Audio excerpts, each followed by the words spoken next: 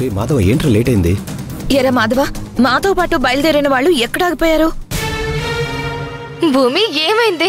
ఇందాకటి నుంచి మీరు రాకపోయేసరికి మీకేం జరిగిందో ఏంటో అని అందరూ ఎంత కంగారు పడ్డామో తెలుసా? ఫోన్ చేస్తే ఫోన్ కూడా కలవట్లేదు. మీకేమైందో ఏమో అని మేమందరం ఎంత టెన్షన్ పడిపోతున్నాం. అసలు ఎక్కడికి వెళ్ళారు? ఏమైంది మీకు?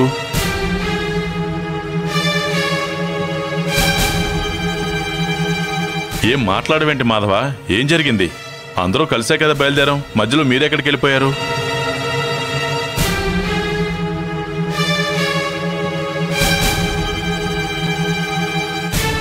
దారిలో వస్తుంటే కార్కి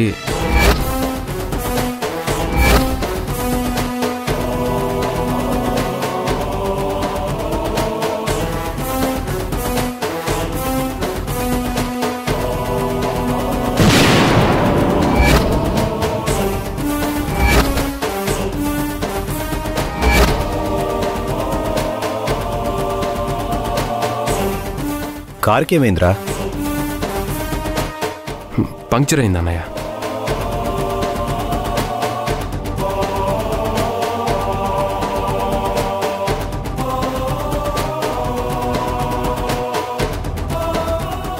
కార్కి పంక్చర్ అయినప్పుడు ఒక ఫోన్ చేసి మాకు చెప్పొచ్చు కదా. అటు భూమి వాళ్ళ అమ్మ నాన్న, ఇటు మేము ఎంత భయంతో అల్లాడిపోతున్నాము.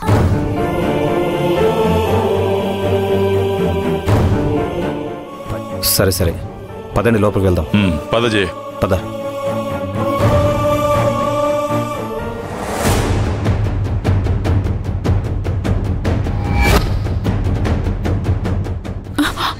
భూమి ఎక్కడికి?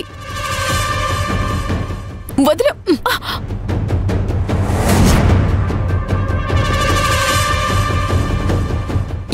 ఏంటిది?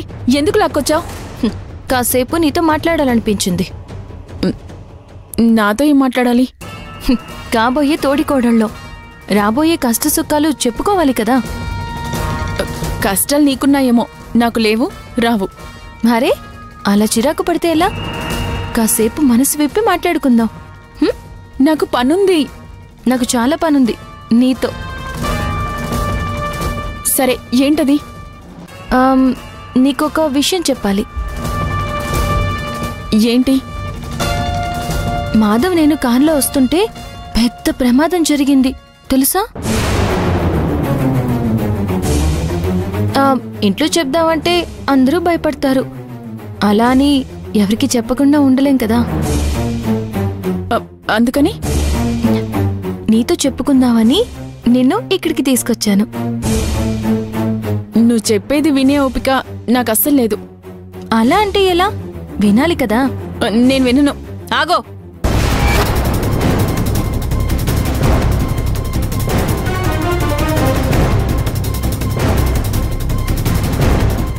విను. అరే, చెప్పకుండా ఉండలేనని చెప్పాను కదా. అసలేం జరిగిందంటే అందరం వస్తుంటే ఇద్దరం కాస్త అలా కబుర్లు చెప్పుకుంటూ మెల్లగా వెళ్దాంలే అని అనుకున్నామా. ఆ దారిలో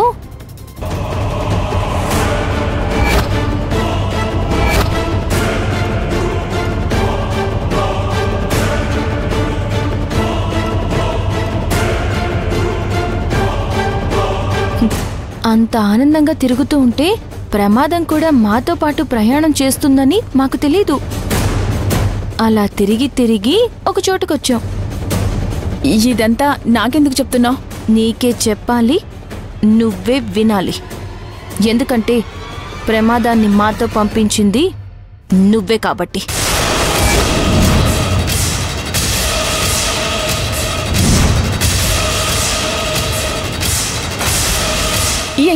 ఏం మాట్లాడుతున్నావు?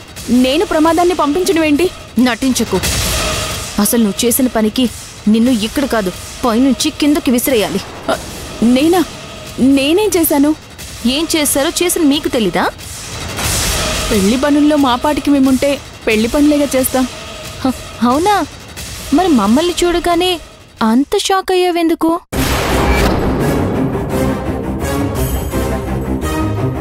చస్తారనుకున్న వాళ్ళు బతికెలా వచ్చారనేగా.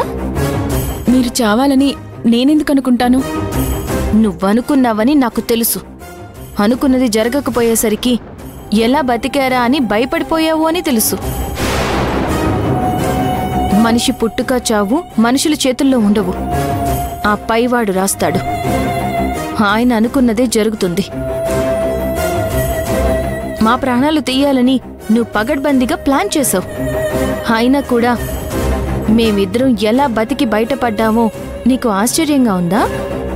తెలుసుకోవాలని కుతూహలంగా ఉంది కదా? బావ్ ఏమైంది? నాకు ఐస్ క్రీమ్ తినాలని ఉంది. రాత్రిపూట ఎవరైనా ఐస్ క్రీమ్ అంటారా చెప్పు? రేపటి నుంచి మనం భార్యాభర్తలం, ప్రేమికులుగా ఈ రోజే లాస్ట్ డే. సరదాగా ఐస్ క్రీమ్ తింటూ మన ప్రేమ కబుర్లు చెప్పుకుందాం. సరే.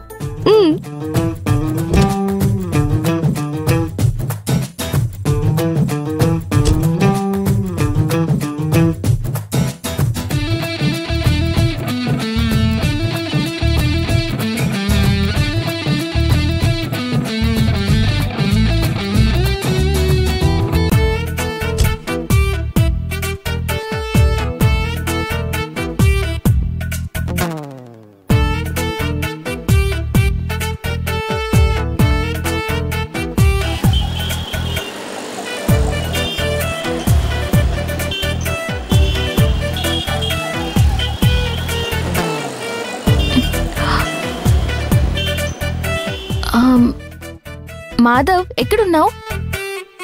నీ వెనకే ఉన్నాను.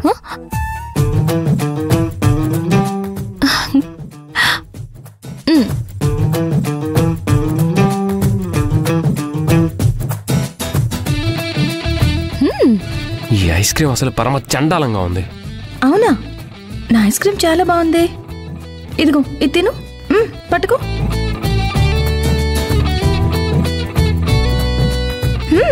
సూపర్గా బాగుంది. తీసుకో. బాగుందా? చాలా బాగుంది. కానీ నువ్వు తిన్న తర్వాత టేస్ట్ సూపర్ ఉంది. అవును మాధవ్, అలా ఎలా వదిలేసి వెళ్ళిపోయావు? నిన్ను వదిలి వెళ్ళడం అనేది నా ప్రాణం వదిలాకే జరుగుతుంది. ఎమోషనల్గా మాట్లాడి నన్ను ఏడిపించుకో.